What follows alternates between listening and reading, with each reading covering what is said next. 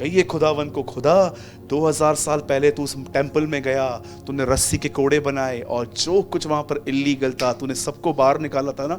अब मैं आपका मंदिर हूं, उठाओ कोड़े और जो मेरे अंदर आपको पसंद नहीं है उसे निकालो। और मैं यीशु के नाम से कहता हूं, अगर मुझे दर्द हुआ भी तो मैं उफ तक नहीं करूंगा। होने दे, ये दर्द नहीं है, ये मेरे लिए चंगाई है। This is my healing.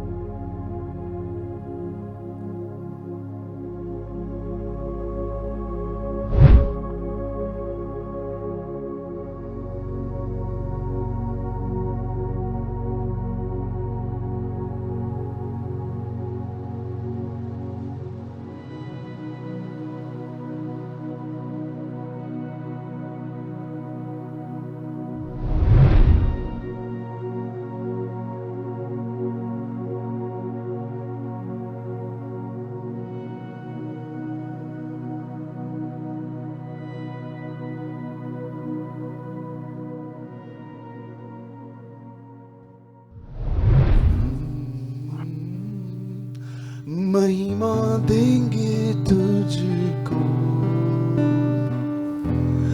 प्रभु, महिमा तुझको यीशु,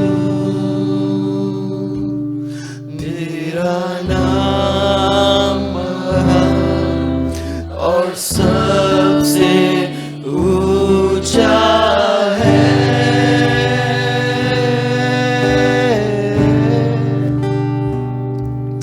तेरा नाम महान और सबसे ऊंचा है।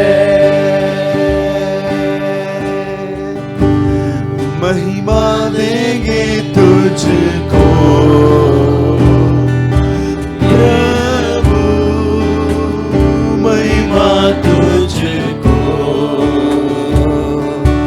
यीशु, तेरा नाम महान और सबसे ऊंचा है।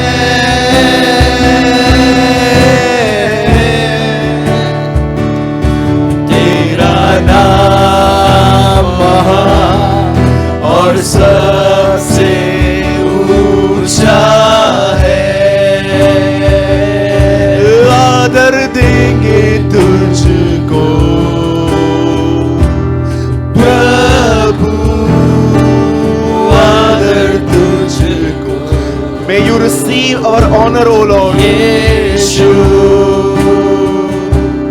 तेरा नाम महान और सबसे ऊंचा है।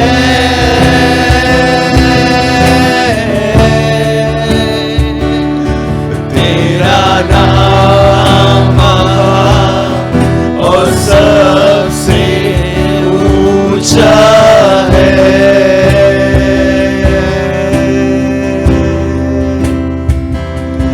यीशु कहते तुझको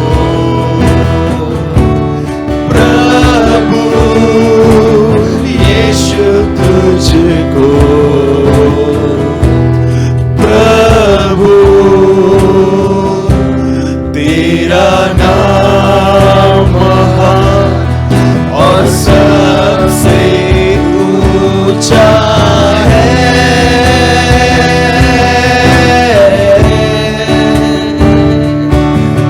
Your name is great and worthy to be praised.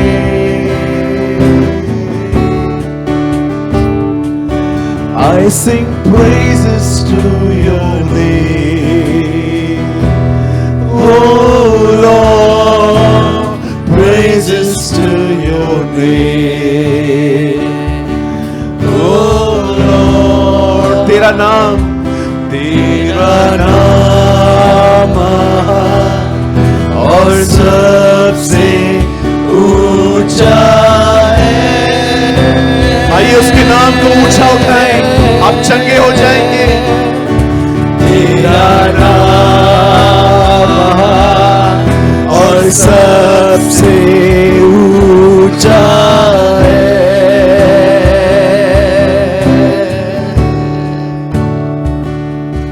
तेरा नाम महान और सबसे ऊंचा है।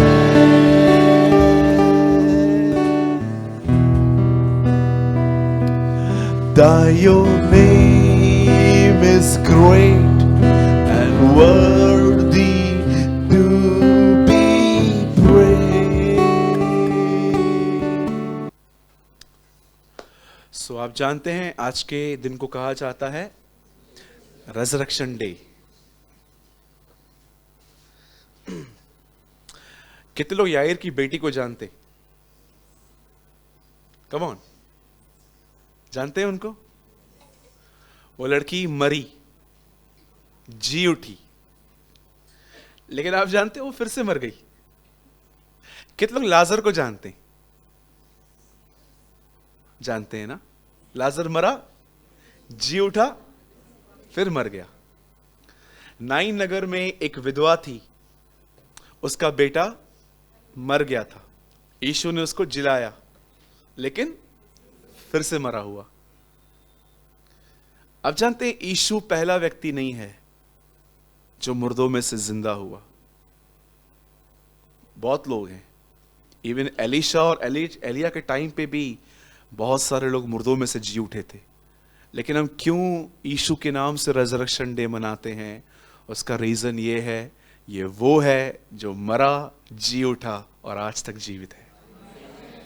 आमीन। सो आइए हम ऐसे पुनर्स्थित प्रभु के लिए एक जोरदार ताली बजाएं।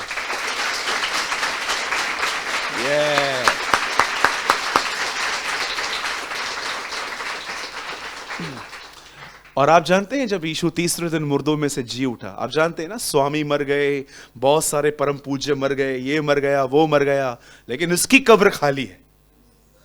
और आप जानते हैं जब वो मुर्दों से जी उठा, कहां गया? आपके अंदर। जो कब्र से उठा वो आज हमारे अंदर रहता है। इट्स ऑसम कि जो मुर्दों में से जी उठा वो आपके और मेरे अंदर रहता है। इसलिए पौल कहता है एक जगह पे कि मसीह जो महिमा की आशा है वो तुम में रहता है। He lives in you. सो आज एक बहुत ही मुबारक दिन है, लेकिन एक और चीज मैं आपको कहना चाहता हूं। मैं ट्रेडिशनल वे में नहीं जाने वाला हूं। मेरी प्रीचिंग आज रेजरेक्शन के ऊपर नहीं है। मुझे जो खुदा ने कहा है मैं कुछ वो शेयर करूंगा। एक भाई मुझे हमेशा बोलते हैं कि तू फंक्शंस खराब करता है। कभी कभी लोग जॉय, आनंद, मुझे आज भी याद है कि 2 दिन पहले किसी ने मुझसे पूछा कि आज गुड फ्राइडे है, चर्च आएंगे तो क्या क्या रखा है। मैंने बोला आप आओ, मैं आपको सब खिलाऊंगा।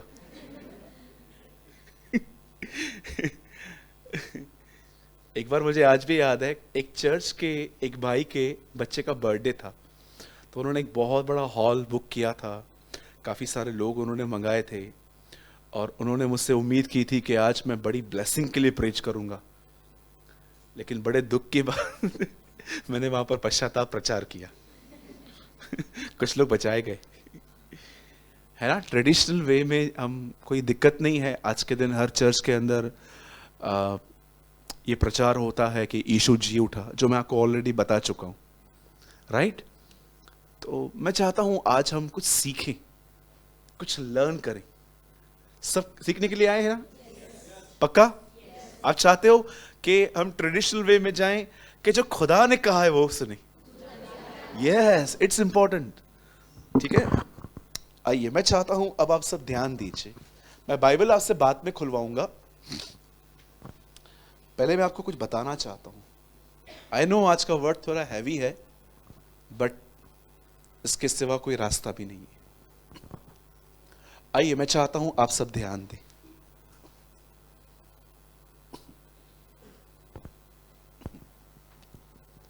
अपने अपने लाइफ में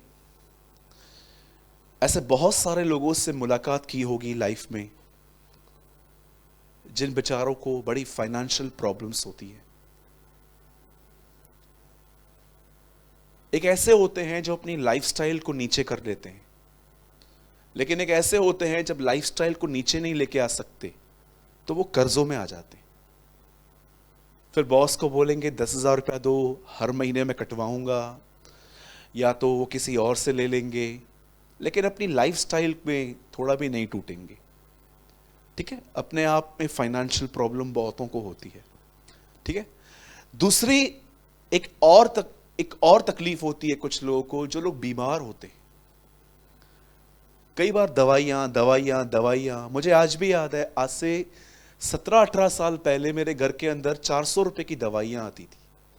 हमारे घर के अंदर एक छोटा सा मेडिकल स्टोर था, एक डब्बे होते थे हर एक के अलग, मेरी बहन का अलग, मेरा अलग, मेरे मम्मी डैडी का अलग। इतनी दवाइयां आती थी। आप समझ सकते हो कि आजकल लोग कितना पैसा दवाइयों पे देते, राइट? कुछ लोग फाइनेंशियल प्रॉब्लम्स से हैं, कुछ लोग ऐसे हैं जिनको बीमारियां हैं। अब आइए, कुछ ऐसे भी लोग हैं जिनका पास्ट बहुत बुरा है, वो अपने पास्ट से निकल ही नहीं पाते। आपने भी अपने जीवन में ऐसे बहुत सारे लोगों से मुलाकात की होगी कि रबड़ की तरह चिपके हुए रहते हैं पास्ट को। आप खींच के निकालो, ठक, वापस जुड़ जाएंगे। होता है। कुछ लोग का पास्ट बहुत बुरा होता है, या तो कभी कभी ऐसी फैमिलीज मिलती हैं हमें, स्पेशली बहनों को, कि हमेशा ससुराल वाले याद करवाएंगे उसको, कुछ लेकर नहीं आई थी, कुछ लेकर नहीं आई, तेरे खुद आई कमू। कभी कभी आपको बोलते हैं ना ससुराल वाले के कुछ लेकर नहीं आया, तो उनको बोलो खुद आई हूं ना, बोल दिया करो। ठीक है, अपने नाम से, मेरे नाम से मत बोलो। अब कुछ लोग, ये प्रॉब्लम होती है। अब कुछ लोग ऐसे भी होते हैं बेचारे जो नौकरियों पे नहीं टिक पाते। देखो, मैं वो प्रॉब्लम बता रहा हूं आपको जो हर घर के अंदर है आजकल।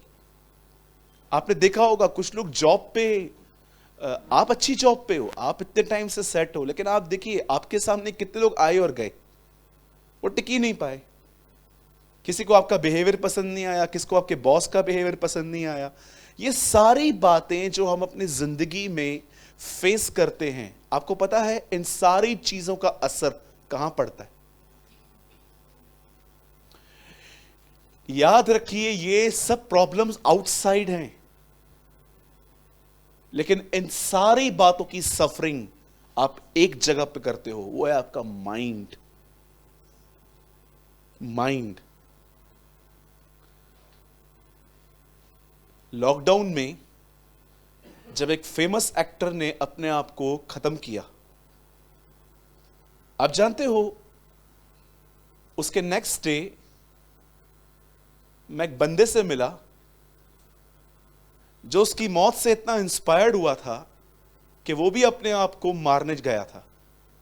कि कितना अच्छा रास्ता है तकलीफ से बाहर आने का, अपने आप को टांग दो। आप जानते हो, इंसान हर चीज जो भी अपने लाइफ में फेस करता है, वो कहां फेस करता है? एक्चुअली माइंड में करता है। आपने कभी कभी देखा होगा, हमारी रियल सफरिंग हम जहां सहन करते हैं वो हमारा माइंड है। ऐसे ऐसे थॉट्स आते हैं हमारे पास, ऐसे ऐसे ख्याल, शैतान इतने फोर्स के साथ। इसीलिए इफिसियों में लिखा गया है कि परमेश्वर के सारे हथियार बांध लो ताकि तुम उसके दुष्ट के जलते हुए तीरों का सामना कर सको, तुम उन्हें बुझा सको। आप जानते हैं, अगर आप शैतान को मारना नहीं सीखेंगे तो शैतान आपको मार देगा। कई सारे मैंने गीत सुने हैं जिसमें कहते हैं, शैतान हारा हुआ मेरे पैरों के नीचे, भागा भागा। बहुत सारी बातें आजकल मैंने देखा है शैतान पर मैंने देखा है अच्छे अच्छे लोग उससे लड़ नहीं पाते। गीत गाते हैं, भागा भागा भागा भागा भागा भागा, और कभी कभी मैं देखता हूं ये भागते। सी, मैं प्रैक्टिकल हूं बहुत, मुझे थ्योरी मुझे समझ में नहीं आती। मैं प्रैक्टिकल बात करता हूं कि अपने आप से पूछिए एक चीज कि इन दिनों में आप भी किसी विषय को लेकर अपने माइंड में सफर तो नहीं कर रहे? और अगर आप अपने माइंड में कुछ चीजों को लेकर सफर कर रहे हैं, आप जानते हो माइंड में सफर करने का मतलब क्या है? आइए मैं चाहता हूं आप ध्यान दें। माइंड में सफर करने का मतलब होता है कि आपके दिमाग में जो ख्याल शैतान डाल रहा है, आप उस पर बिलीव करके चल रहे हैं, आप उस पर बिलीव करके चल रहे हैं, इसलिए आप सफर करते हैं। अरे आउटसाइड प्रॉब्लम्स, मुझे एक बात बताइए, कौन सी प्रॉब्लम आज तक रुकी है? बताइए, एक प्रॉब्लम बताओ जो आप कहो कि यस, ये सालों से जो आई सब गई, लेकिन कहां पर सफर किया हमने? In our thoughts, in our thinking. तो ब्रदर अब क्या करें? सुनिए, अब जो मैं आपको सिखा रहा हूं वो आपको फ्यूचर के लिए बहुत मैच्योर कर सकता है। कितने लोग ये बिलीव करते हैं कि हम जब तक जिंदा हैं तकलीफें आती रहेंगी? ये हम नेगेटिव नहीं बोल रहे हैं, ये सत्य है, ये सच्चाई है। जब तक आप जिंदा हो, आपके और मेरे लाइफ में कुछ प्रॉब्लम्स आएंगी। तो मैं आपको आज थोड़ा प्रिपेयर करना चाहता हूं, थोड़ा समझाना चाहता हूं how to face in your thought life. जब ये चीजें आपके जीवन में आएंगी आगे चल के, मैंने ऐसे बहुत सारे लोगों को देखा है, चर्च के अंदर इनकरेज करने का वचन चल रहा है तो भी वो डिस्करेज ही बैठे हुए। देखें आपने? दिखाऊं? चर्च के अंदर वचन चल रहा है इनकरेज करने का, लेकिन ये डिस्करेज होके बैठे हुए। मीटिंग के बाद आप इनसे मिलेंगे, प्रार्थना कीजिए, क्या हुआ, मैं बहुत तकलीफ में हूं। मैं तो बोलूंगा आपको देख के मुझे भी बड़ी तकलीफ हो रही है। आप यहां पर भी इनकरेज नहीं होके गए तो आप कहां इनकरेज होंगे? मुझे बताइए। ठीक है, मुझे शांत कलीसिया इतनी पसंद नहीं है। मैं सिर्फ एक ही जगह पे आपसे उम्मीद करता हूं आप शांत रहो, जब कोई मर जाए तब वहां शांत रहा करो, बाकी हर जगह पे थोड़ा थोड़ा बोला करो। अब ध्यान दीजिए जो मैं कह रहा हूं। निर्गमन 15 अध्याय, कुछ खोलिए मत, सुनिए, बाद में मैं खुलवाऊंगा। निर्गमन 15 अध्याय बाइबल का एक ऐसा अध्याय जो स्टार्ट होता है एक महान स्तुति से, लेकिन आप में से कितने लोगों ने यह बात नोटिस की है कि वो खत्म होता है कुड़कुड़ाने पे? रीड इन योर बाइबल, घर जाके आप पढ़िएगा। एक ऐसा वो अध्याय है जहां पर परमेश्वर की बड़ी स्तुति की गई थी, बड़ी महान तरीके से। लेकिन अगर आप उसका एंड देखोगे ना, तो ऐसा लिखा गया है कि पानी न मिलने पर वे लोग कुड़कुड़ा रहे थे। बाइबल मुकद्दस ऐसा बताती है कि इज़राइल के लोग मिस्र में एक बादशाह के नीचे गुलाम थे। परमेश्वर ने मूसा को कहा कि मेरे लोगों को निकाल और इस पहाड़ पे ले आना, ताकि मैं तुम्हें यहां पर अपने विधि और अपने नियम तुम्हें दे सकूं। और बाइबल बताती है मूसा उन्हें वहां पर 10 बड़ी बड़ी विपत्तियां मिस्र पे डालकर वहां से उनको निकाल ले आया। और निकालने के बाद जब बाइबल ऐसा बताती है कि वो एक प्लेस पे पहुंचे जहां पर ऐसा लिखा गया है कि वहां का जो पानी था वो ठीक नहीं था, और उन लोगों ने, इज़राइल के लोगों ने खुदावन के सामने कंप्लेन करना स्टार्ट किया। मैं नहीं जानता हूं आप में से कितने लोग कंप्लेन को बहुत छोटी सी बात समझते हैं, पर आप जानते हो जब भी आप शिकायत करते हो कि life is unfair with me, जीवन मेरे साथ अच्छा नहीं है, लोगों ने मेरे साथ अच्छा नहीं किया, ये किया वो किया, आप जानते हो जब भी आप कुड़कुड़ाते हो, कंप्लेन करते हो, तो एक्चुअली आप परमेश्वर को यह कहते हो कि आपने जहां मुझे रखा है गलत किया है, आप उसकी इच्छा के विरुद्ध जाते हो। एक मसीह व्यक्ति को कंप्लेन करने का कोई हक नहीं है। आप देखिए बातों बातों में आप कितनी शिकायतें करते हो। परमेश्वर की यह मर्जी थी कि वो जंगल से निकलें, लेकिन जब वो कुड़कुड़ाते थे तो परमेश्वर को यह कहते थे कि हम तेरी मर्जी में नहीं रहना चाहते। You know, whenever you complain, जब भी आप शिकायत करते हो, आपको लगता है आप छोटी बात कर रहे हो। जी नहीं, आप परमेश्वर की ठहराई हुई योजना का अपोज करते हो। खुदा ने आप में से हर एक को कहां रखा है? आपको क्या लगता है? डिफिकल्ट देवरानी, डिफिकल्ट जेठानी, डिफिकल्ट हस्बैंड मिला है मुझे, मेरे बच्चे मुझे सुनते नहीं है। आपको क्या लगता है खुदा ने अगर आपके आसपास ऐसा माहौल रखा है तो क्या रीजन है? मैं आपको बताना चाहता हूं, खुदा ने ठहराया था कि वो जंगल से निकले। अपने जिंदगी में थोड़ी थोड़ी चीजों के लिए कुड़कुड़ाना, कंप्लेन करना बंद कीजिए और धन्यवादी बनिए। परमेश्वर को कहिए, प्रभु धन्यवाद हर चीज के लिए। मुझे 3 दिन से खांसी थी। मैंने प्रभु को कहा, प्रभु धन्यवाद मुझे कोविड नहीं है। मैं जब ट्रेन में आता हूं खड़े होके, तब मैं खुदा से ये नहीं कहता हूं कि मैं ट्रेन में आ रहा हूं। मैं खुदा को ये कहता हूं, खुदा मैं आपका शुक्र करता हूं कि ट्रेन चालू है। बी अ पॉजिटिव एटीट्यूड, हमेशा अपने अंदर एक सकारात्मक मन रखिए। हर चीजों के लिए धन्यवादी बनिए। मेरा एक फ्रेंड है, अमीर बनने की बड़ी ख्वाहिश है उसमें, सुबह से लेकर रात तक मेहनत करता है। मुझे हमेशा कहता है, ब्रदर, यूके में रहता है वो, हमेशा मुझे कॉल करके बोलता है ब्रदर मुझे बहुत आगे जाना है।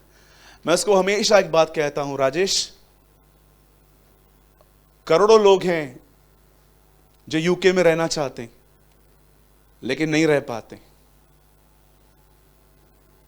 आप जानते हो, मैं हमेशा कहता हूं, मैं आज फिर से कहूंगा, धन्यवादी बने रहने में बहुत मजा है। एक ऐसा व्यक्ति जो धन्यवादी हो, पॉल कहता है तुम्हारे बीच में हमेशा धन्यवाद सुना जाए। मैं हमेशा कहता हूं, जो जिंदगी आप जी रहे हो, करोड़ों लोग वो जिंदगी जीना चाहते हैं पर बेचारे नहीं जी पाते हैं। मैं उस दिन एक वीडियो देख रहा था देहरादून का, रोटियां धोके खा रहा था एक आदमी। रोटियां होती है ना, नीचे पड़ी हुई थी, तब इसने क्या किया, रोटियां ली, नल के नीचे, बहुत वायरल हुआ है वो वीडियो, बुड्ढा काका एकदम पतला सा, रोटियां पानी के नीचे धो रहा था और उसको रोल बना के खा रहा था। आपने ऐसे दिन देखे? मैंने नहीं देखे। गरम रोटी मिलती है हमें, अचार भी मिलती है साथ में।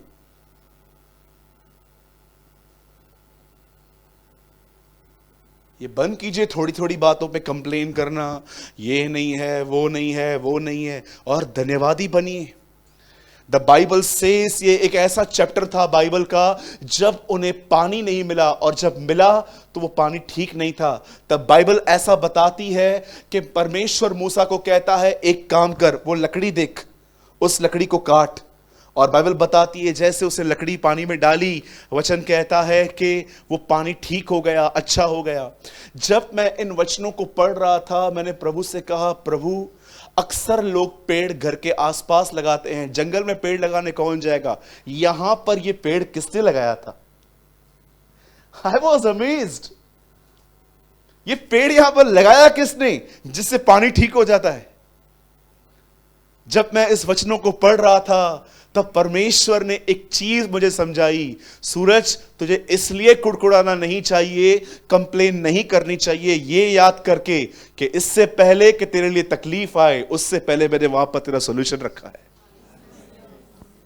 आप जानते हैं इस चीज को, जो भी लोग माइंड में सफर करते रहते हैं, सोचते रहते हैं भविष्य के लिए वगैरह, मैं आपको कहना चाहता हूं, जब मैं इस चैप्टर को पढ़ रहा था, एक चीज मैंने वहां पर सीख ली कि इससे पहले कि मेरे ऊपर समस्या आए, उससे पहले परमेश्वर मेरे लिए समाधान लेकर आएगा। इस चीज ने मेरे माइंड को रिन्यू कर दिया। मैं आप में से हर एक को कहना चाहता हूं, जीवन के अंदर सबसे ज्यादा एक ही चीज पे मेहनत कीजिए, और वो है प्रतिदिन वचन के द्वारा आपका मन नया होना चाहिए। और किसी चीज में आपको इतनी मेहनत नहीं करनी है। अदरवाइज मैं आपको सच कहता हूं, लाइफ टाइम चीजें ऐसी ही रहेंगी। देखिए, मैंने बाइबल का एक चैप्टर लिया, उसे पढ़ा, मेडिटेट किया, और मेरा माइंड जो था, मैंने नोट्स नहीं बनाए पहले। आजकल लोग, आपने देखा होगा, बाइबल पढ़ के लोग नोट्स बनाते हैं, अच्छी बात है, फिर उनको दूसरों का। आजकल का प्रॉब्लम, सबसे बड़ा प्रॉब्लम जानते हैं क्या है? सबको सिखाना है, सबको सिखाना है। आज सबको सिखाना है। सीखने वाले बहुत कम हैं, सिखाने वाले बहुत ज्यादा हैं। ये मैसेज टाइप करेंगे, व्हाट्सएप पे उसको भेज देना है, ग्रुप में भेज देना है, फेसबुक पे डालना है, ये करना है, वो करना है। ये सारी बातें अच्छी हैं, पर मैं आपसे पूछना चाहता हूं, कौन सा वो वचन है जो आपने लिया और आपके माइंड को रिन्यू कर रहा है? वो वर्ड सोचिए। कभी आपने सोचा है, वचन पढ़ते पढ़ते पढ़ते पढ़ते अब तक वचन आपने ठीक से समझा भी नहीं है, पर आपको शेयर करने का मन क्यों कर रहा है? आपने उसको लिया है अपने लिए? क्या आपने उसको कम से कम 2-3 दिन मेडिटेट किया है अपने जीवन के लिए? आपके अंदर क्यों लस्ट है इतना सिखाने की? आपने उसको पहले अपने लिए टीच किया? मैंने देखा है, लोगों को वर्ड मिलता है, सेम डे शेयर कर देते हैं। अरे क्या तुमने खुद मेडिटेट किया अपने लाइफ के लिए? ये वर्ड मिला, चलो शेयर करेंगे, ये वर्ड मिला, ये शेयर करेंगे। मैं जो पोस्ट डालता हूं फेसबुक पे या यूट्यूब पे, आप ट्रस्ट कीजिए, मैं एक एक हफ्ता पहले उसे खुद के लिए मेडिटेट करता हूं, क्योंकि वो पहले मेरे लिए मिला था। परमेश्वर कई बार आपसे बात करता है और आप इस बात को खुद के लिए नहीं लेते हो, सीधा दूसरों से शेयर कर देते हो। डाल दो फेसबुक पे, डाल दो व्हाट्सएप पे, डाल दो स्टेटस पे, डाल दो यहां पर। अरे मूर्ख व्यक्ति, पहले खुद के लिए मेडिटेट कर। क्यों माइंड रिन्यू नहीं हो रहा है इन दिनों में आजकल? जरा सोचिए। कोई आपको सताता है, आप अपने कलिंग के पास जाके कहते हैं, यह व्यक्ति क्या कर रहा है? क्या तुमने दुआ की उसके लिए? नहीं की। क्यों नहीं की जानते हो? क्योंकि तुम्हारे माइंड में ख्याल ही नहीं आया अपने सताने वालों के लिए प्रार्थना करो, क्योंकि तुमने वचन पढ़े ही सिर्फ पढ़ने के लिए हैं, पर तुमने उसे कभी मेडिटेट ही नहीं किया है। मैं आप में से हर एक से पूछना चाहता हूं, चलिए, जितने भी लोग हैं लाइफ में, ऐसे लोग हैं जो थोड़ा आपको टीज करते रहते हैं, क्या आपके लिए, क्या आपके अंदर उनके लिए ख्याल आते हैं? इनके लिए प्रेयर करो पहले। क्यों नहीं आते? क्या रीजन है?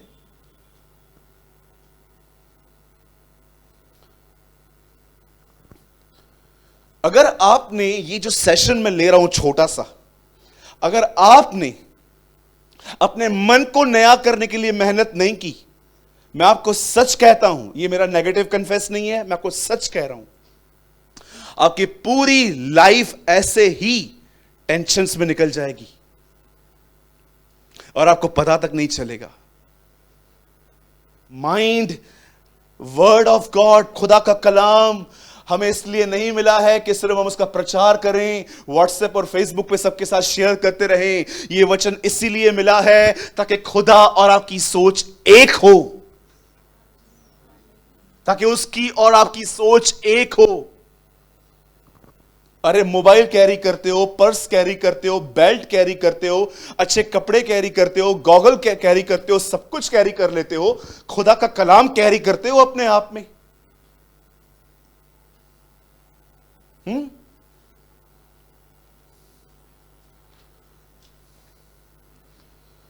जरा सोचिए। मैं कल रात को बैठ के सोच रहा था, प्रभु कल रेजरेक्शन डे है,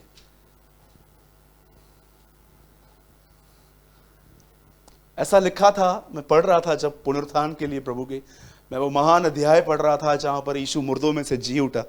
मैं एक वर्ड पढ़ रहा था कल और मैं इसके बारे में सोच रहा था कि जब यीशु मुर्दों में से जी उठा तो ऐसा लिखा गया है कि पत्थर लुढ़का हुआ पड़ा था।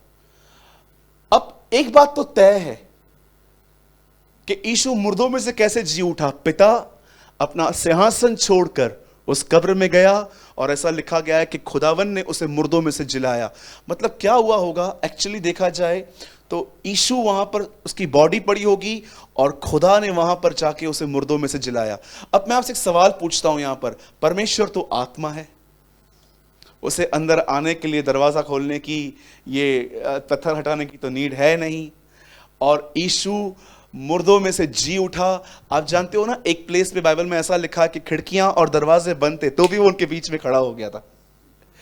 अब इसका मतलब न परमेश्वर को अंदर जाने के लिए पत्थर लुढ़काने की जरूरत है, न यीशु को बाहर आने के लिए पत्थर लुढ़काने की जरूरत है, क्योंकि यीशु के पास उन दिनों में ऐसी बॉडी थी वो दीवारों में से भी पास हो जाता था। होता था ऐसा। तो मैं कह रहा था, खुदा न तुझे अंदर जाने के लिए पत्थर हटाने की जरूरत है, न यीशु को बाहर आने के लिए पत्थर हटाने की जरूरत है, तो फिर पत्थर हटाया ही क्यों गया? और मुझे परमेश्वर ने कहा, इसलिए ताकि मनुष्य आके देख सके कि वो जी उठा है। बिकॉज ऑफ दिस, ताकि इंसान देख सके आके कि ही इज रेस्ड, वो जिंदा हुआ है। उससे जरूरत नहीं है, लेकिन हमें तो देखना था कि वहां कौन है कौन नहीं है। और वो मुर्दों में से, आपको मैं सच कहता हूं, आपके लिए बहुत, आपकी लाइफ बदल जाएगी, आपका नया जन्म हो जाएगा जब आप वचन को सिर्फ पढ़ेंगे नहीं, पर उसे अपने माइंड में रिन्यू करेंगे एवरी डे, उसे अपने आप में लेंगे। जरा सोचिए, एक मां 9 महीने अपने अंदर एक बच्चा रखती है, अंदर बैठा रहता है। आपने कभी देखा है डिस्कवरी में बच्चा कैसे बैठा रहता है? ऐसे बैठा रहता है, ऐसे अंदर। ऐसे हमारे तरह टांगे फैलाने का भी उसके अंदर नहीं रहता है। हम लोग कैसे टांगे फैला के बैठते हैं ऐसे आराम से, वो वैसे भी नहीं बैठ पाता, ऐसे बैठा रहता है। मैं कभी कभी सोचता हूं, जब वो बैठा रहता होगा तो सारा दिन क्या सोचता होगा अंदर ही। कभी कभी दही गिरती होगी, कभी दाल गिरती होगी, कभी चॉकलेट गिरता होगा ऊपर से, क्योंकि माँ जो खाती है सब ऊपर गिरता होगा उसके ऊपर, बेचारे के ऊपर। कभी दही, कभी चावल, कभी ये, कभी कभी बोलता होगा, माँ पिज्जा भी फेंकना सोचिए अंदर क्या दिखता होगा उसको। 2 चीजें, पानी और अंधकार, और कुछ नहीं दिखता होगा उसको। लेकिन जिस दिन जब वो मां के पेट से बाहर आया होगा, आपको पता है वो दुनिया उसे फिर कभी नहीं दिखाई होगी। अब वो एक नई दुनिया में आ गया, सब रोशनी। ये होता है नया जन्म। जब आप परमेश्वर के वर्ड को लेकर उससे मेडिटेट करते हैं, ये वही दुनिया जो आप देख रहे हो, ये वही दुनिया है जो आपके लिए नई हो जाती है। इसे कहते हैं, अगर जो मसीह में है, अब जो मसीह में है, वे नई सृष्टि है, पुरानी बातें बीत गई, अब देखो सब कुछ नया हो गया। किसने नया किया आपके और मेरे लिए? वचन ने। तो मैं आप में से हर एक को इनकरेज करना चाहता हूं कि आपके प्रॉब्लम का सॉल्यूशन पहले ही खुदा के पास है। पैनिक मत होइए, घबराइए मत, डरिए मत, खुदा आपके साथ है। और मैं आप में से हर एक को, जितने भी लोग यहां पर आए हैं, सुनिए प्लीज, मेरी आपसे विनती है, अगर आप यहां पर एक अच्छी जिंदगी, एक प्योर लाइफ जीना चाहते हो, थॉट्स में, विचारों में, मैं आप में से हर एक को कहना चाहता हूं, हर दिन वर्ड को लीजिए, उस वचन को लेके सोचिए, उस वचन को खाओ, उस वचन को अपने अंदर लो, उस वचन को अपने अंदर रखो। इस तरह अपने माइंड को एवरी सिंगल डे रिन्यू कीजिए, इस तरह अपने मन को नया कीजिए।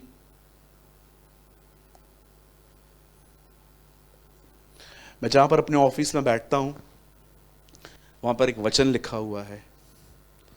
मैं हर दिन जब मैं मॉर्निंग में आता हूं तो मैं अपने टेबल पे वो वर्ड को पढ़ता हूं। उसमें लिखा है, प्रति बोर परमेश्वर का अनुग्रह नया होता है। और मैं जब भी मॉर्निंग में अपने टेबल पे आता हूं, पहले मैं वो वर्ड पढ़ता हूं।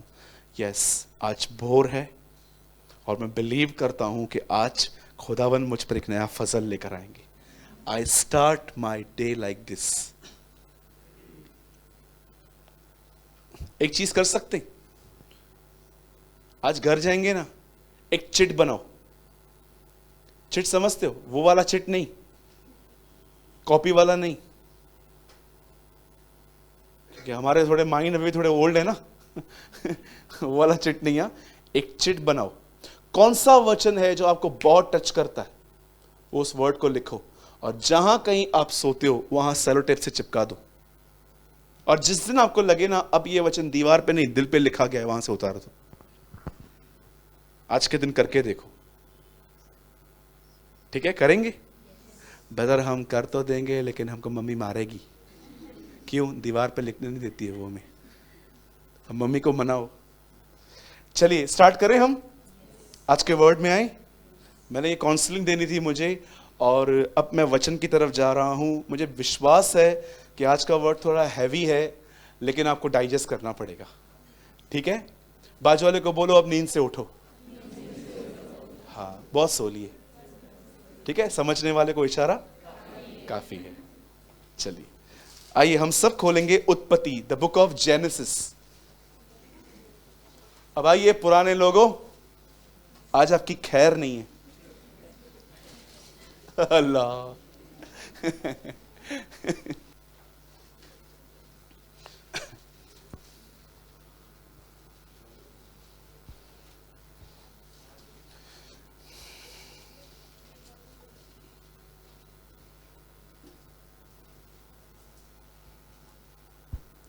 आज का वर्ड स्पेशली पुराने लोगों के लिए है, लेकिन ऐसा नहीं है, नए लोगों के लिए भी है। और मैं आपको कहना चाहता हूं, आज का वर्ड आपके ऊपर फिर से एक बड़ी जिम्मेदारी ले आएगा। कोई आमीन नहीं बोलेगा, आई नो, अभी बोल रहे हो।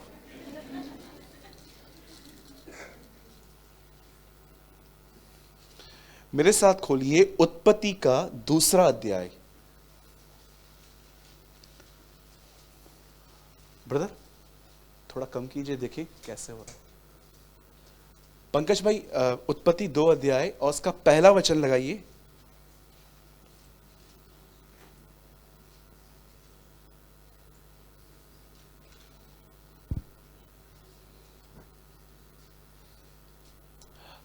एक चीज है, हम पूछना चाहते थे पीछे वालों से। हमने प्रोजेक्टर चेंज किया है अभी। बहुत सारे लोग कंप्लेन कर रहे थे कि पीछे से कि हमें दिखाई नहीं देता। अब दिख रहा है आपको?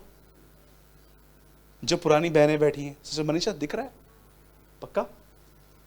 ठीक है, ये एक्चुअली और बड़ा है, हमको उसको भी चेंज करना पड़ेगा। ठीक है, हम करेंगे। आइए, सबने ओपन किया जेनेसिस, इंग्लिश में जेनेसिस, इन हिंदी कॉल उत्पत्ति, और कोई उर्दू पढ़ता है यहां? पैदाइश। आइए मैं पढ़ रहा हूं। इस तरह आकाश और पृथ्वी और उसकी सारी सेना का बनाना समाप्त हो गया। टू दो का दो। और परमेश्वर ने अपने काम जिसे वह करता था 7वें दिन समाप्त किया, और उसने अपने किए हुए सारे काम से 7वें दिन विश्राम किया।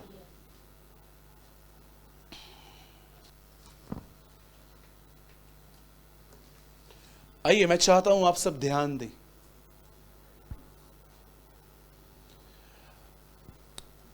बाइबल की शुरुआत इस तरह हुई है कि परमेश्वर ने इस सृष्टि को बनाने के द्वारा अपने आप को रिवील किया है। अगर आप ये जानना चाहते हैं कि खुदावन ने अपने आप को कैसे प्रकट किया है, तो उत्पत्ति 1 अध्याय एक ऐसा अध्याय है जिसमें वर्णन किया गया है कि सृष्टि बनाने के द्वारा उसने अपनी ताकत और अपने आप को रिवील किया, प्रकट किया। जैसे आप जानते हैं कि अगर हम कहेंगे कि परमेश्वर ने अपना प्रेम किस तरह प्रकट किया, तो आप सभी जानते हैं परमेश्वर ने अपना प्यार जीसस के थ्रू रिवील किया है। पर मैं आपको बताना चाहता हूं, सबसे पहले परमेश्वर ने अगर अपने आप को रिवील किया है तो वो है दुनिया बनाने के द्वारा। God reveal himself through his creation.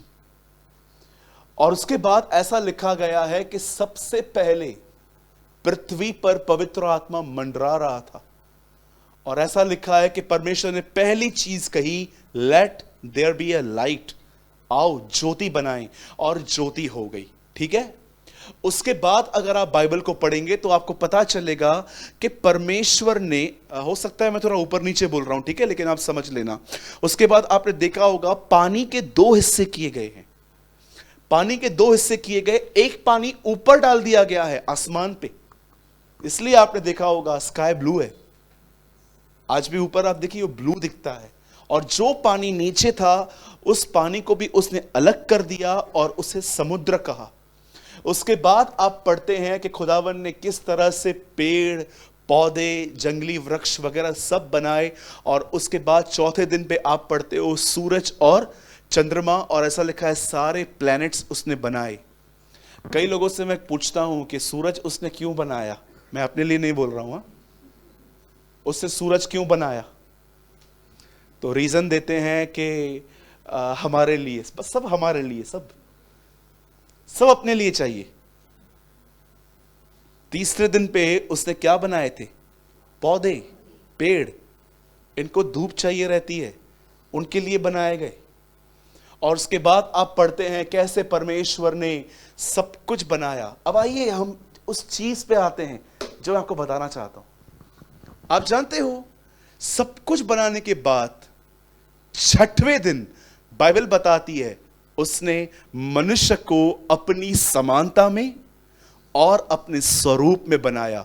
English में लिखा गया है God create a man in his image and in his likeness, और उर्दू बड़ी खूबसूरत है। उर्दू में लिखा गया है खुदावन ने छठवें दिन इंसान को अपनी ही सूरत और अपनी ही सीरत में बनाया। राइट?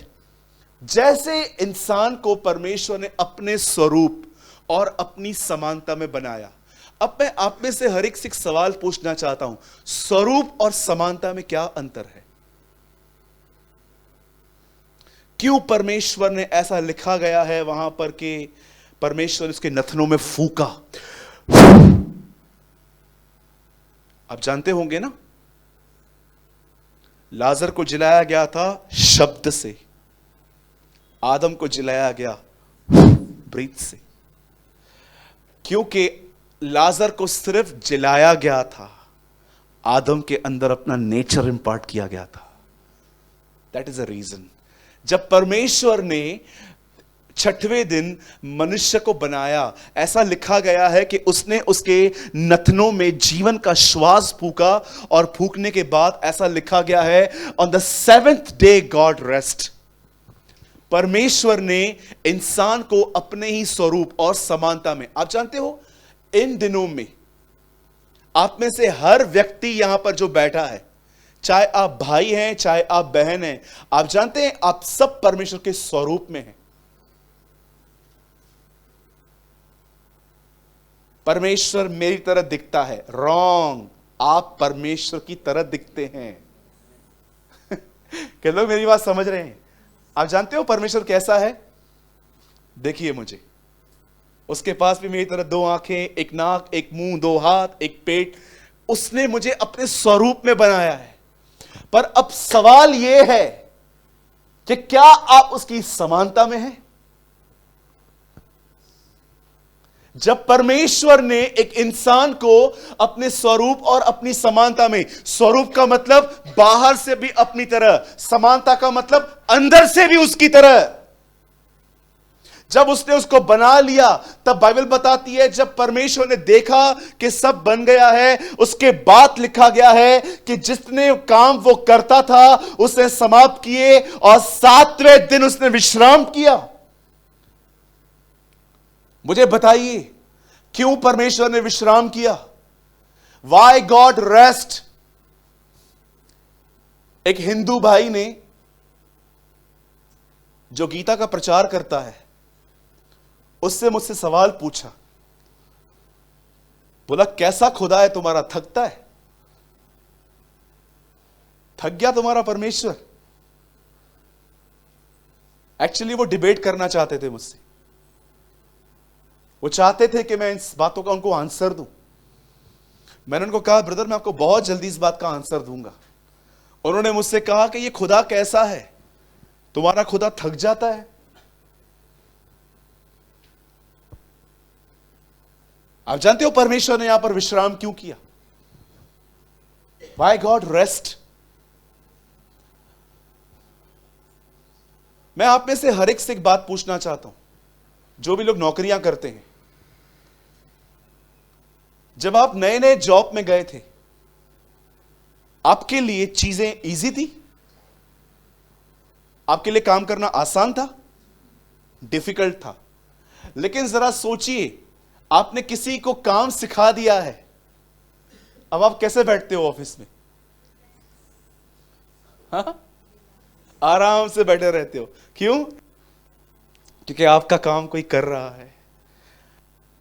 मुझे आज भी याद है जब मैं जॉब करता था, अभी तो खुदा के फजल से मैंने नौकरी छोड़ दी है, अब मैं डैड के साथ ही हूं, पार्ट टाइम जो है मेरा करता हूं। मैं आपको बताना चाहता हूं, जब मैं काम करता था, मेरे लिए हर काम मुझे करना पड़ता था। बॉस ये कहे ये लेकर आ, ये लेकर आ, वो लेकर आ, वो लेकर आ।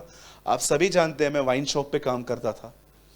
लेकिन जब मुझे पता चला कि नो, ये जॉब हमारे लिए नहीं है, तब मैंने वो काम छोड़ दिया।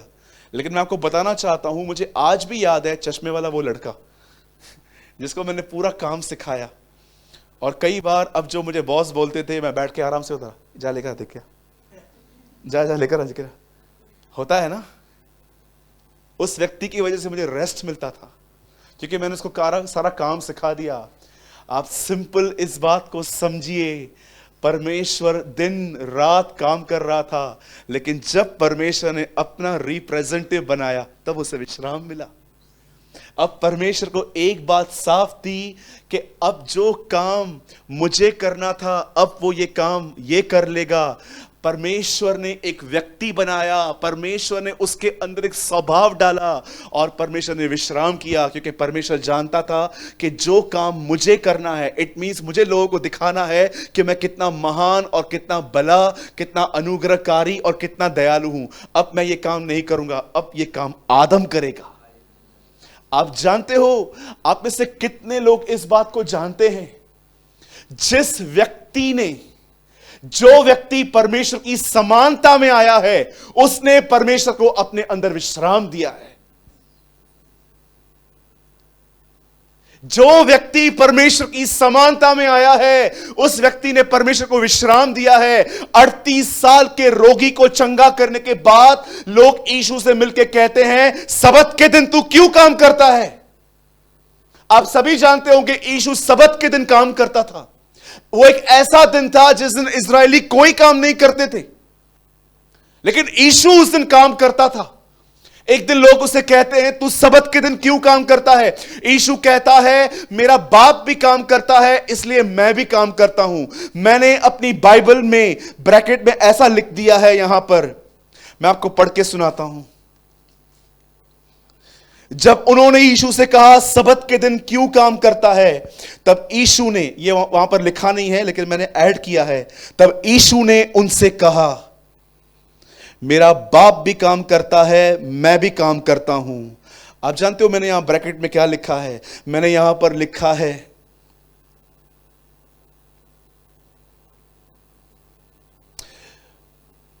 जब से आदम पाप में गिरा है, मेरे बाप को कभी आराम नहीं मिला है। आप जानते हो, जब से इंसान गुनाह में गिरा है, खुदा को कभी आराम नहीं मिला है। वो वापस वो काम कर रहा है। कौन सा काम? मनुष्य को अपनी समानता में लेके आने का, ताकि एक दिन ऐसा आए कि मनुष्य उसकी समानता में बन जाए और परमेश्वर वापस विश्राम करे। मेरे भाइयों, मेरी बहनों, मैं आप में से हर एक से एक सवाल पूछना चाहता हूं। कितने व्यस्त होते हैं आप? सारा दिन काम करते हैं, बच्चों के लिए, अपने लिए, क्योंकि आपको बहुत सारे बिल्स पे करने हैं वगैरह वगैरह। पर मैं आपको पूछना चाहता हूं, इतनी बिजी लाइफ में आप में से कितने लोग हैं जो इस लक्ष्य के साथ जीते हैं कि मुझे परमेश्वर की समानता में आना है? क्योंकि जिस दिन मैं परमेश्वर की समानता में आ गया, मैं उसकी तरफ बन गया, वह दिन होगा जब वो मुझ में विश्राम पाएगा।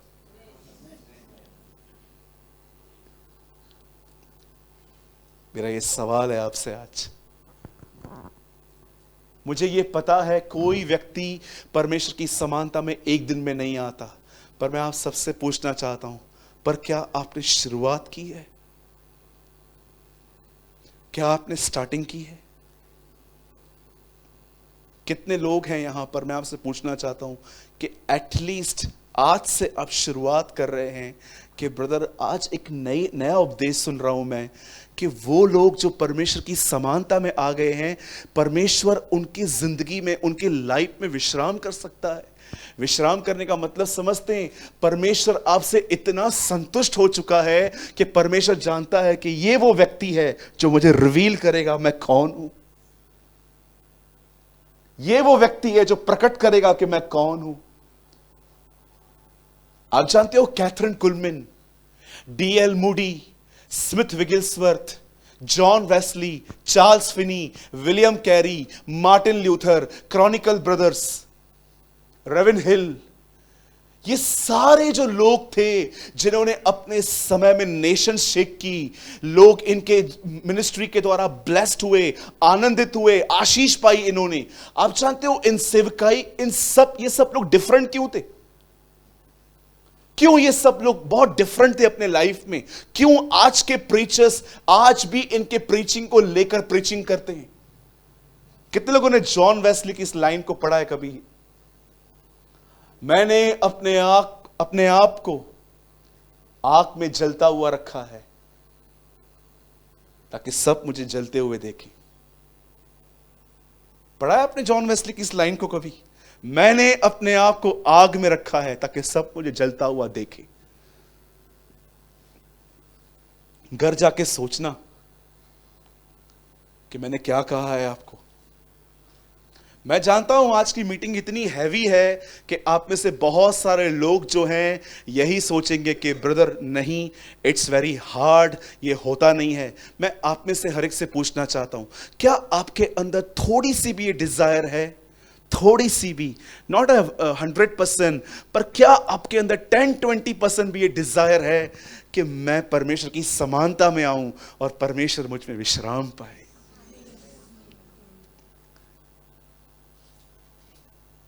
मेरे भाइयों, मेरी बहनों, पास्टर और प्रचारक बात में बनिए, पर पहले अपने जीवन में ये लक्ष्य रखिए। और अगर आप में से कोई भी यहां पर एक ऐसा व्यक्ति है जो ये महसूस कर रहा है कि ब्रदर यस, आप मुझे समझाइए, मुझे परमेश्वर की समानता में आना चाहता हूं, मैं आना चाहता हूं उसकी समानता में, तो मैं बंद करने से पहले एक आखिरी लाइन आपको कहना चाहता हूं। आप परमेश्वर की समानता में आना चाहते हैं? कितने लोग आना चाहते हैं? Come on, lift your hand.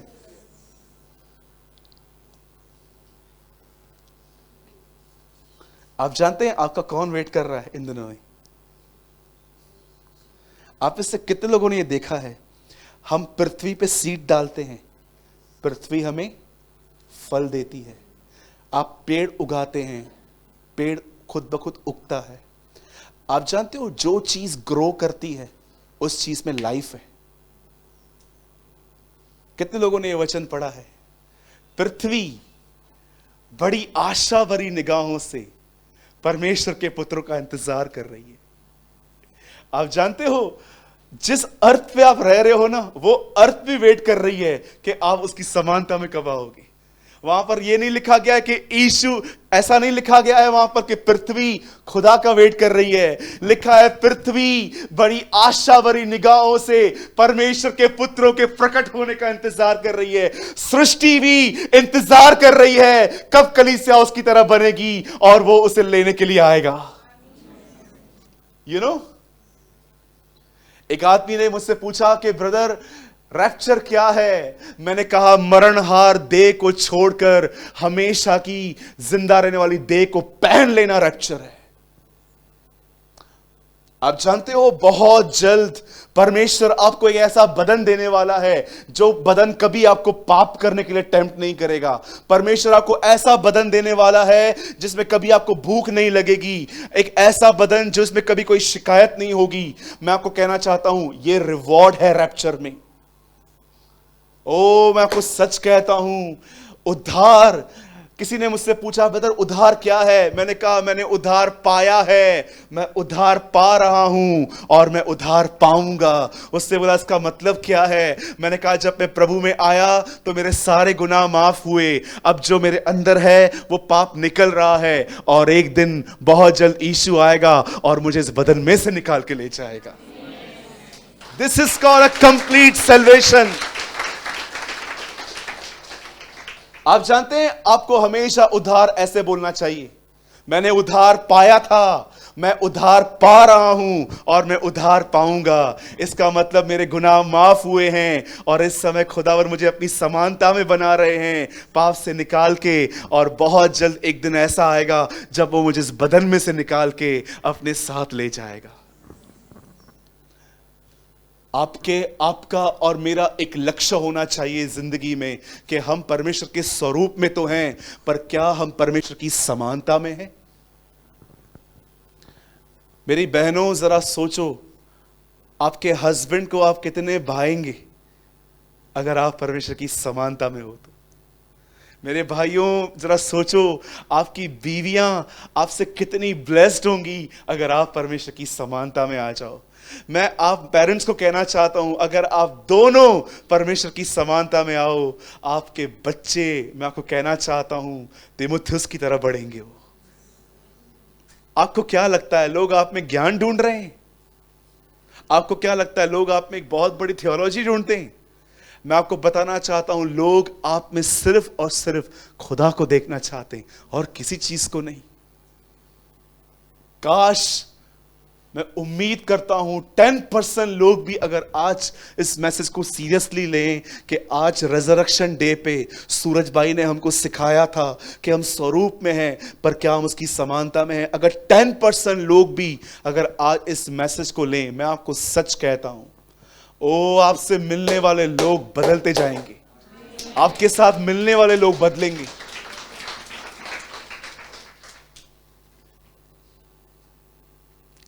जिसने, जो उसकी समानता में आया है, जो उसकी लाइकनेस में आया है, वही वो व्यक्ति है जिसने उसको विश्राम दिया है। चलिए, मैं एक आखिरी सवाल पूछ के खत्म कर रहा हूं। यीशु ने कहा, मेरा बाप भी काम करता है, मैं भी काम करता हूं। कौन सा काम? ये लोग कौन सा काम कर रहे हैं दोनों? यस, जानते हो पिता और पुत्र कौन सा काम कर रहे हैं? मनुष्य के साथ रहकर उसे वापस उस समानता में लेके आ रहे हैं। क्यों? ताकि इन्हें विश्राम मिल सके, ताकि इन्हें आराम मिल सके, ये कह सकें अब हमारी नहीं, अब ये बंदा हमें रिवील करेगा कि हम कौन हैं। Wow, what a wonderful thing. मेरी आपके लिए, सबके लिए दुआ है आज के पुनरुत्थित दिन पर कि हम सब उसकी समानता में आए। आमीन। परमेश्वर आप में विश्राम पाए। आप जानते हैं दुष्ट आत्माएं इंसान के अंदर क्यों रहना चाहती हैं?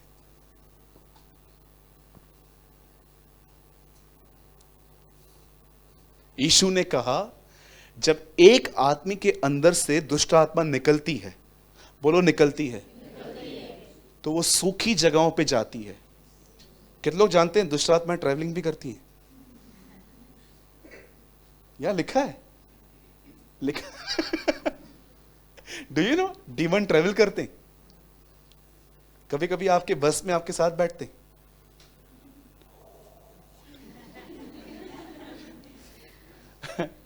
यीशु ने कहा, जब एक आदमी के अंदर से दुष्ट आत्मा निकलती है तो सूखी जगहों पे जाती है। अभी जाने के लिए ट्रेवल तो करना पड़ेगा ना। सूखी जगहों का मतलब समझते ही? इंग्लिश में लिखा गया, हिंदी में लिखा है निर्जन प्रदेश। एक जगह लिखा गया सूखी जगह। सूखी जगह मतलब जहां पर कोई मनुष्य नहीं रहता, सिर्फ पेड़ पेड़ पेड़ पेड़ होते हैं। और आपने कई बार देखा होगा कि लोग इन जगहों पे जाके पजेस होके आते हैं। ये सच है एक्चुअली, क्योंकि वहां पर ये रहती हैं।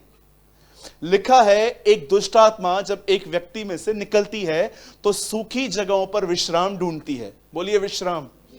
लेकिन जब उसे विश्राम नहीं मिलता तो कहती है, मैं वापस अपने उसी घर में जाऊंगी और इस बार अकेली नहीं, अपने साथ चंपा चमेली और सबको ले जाऊंगी।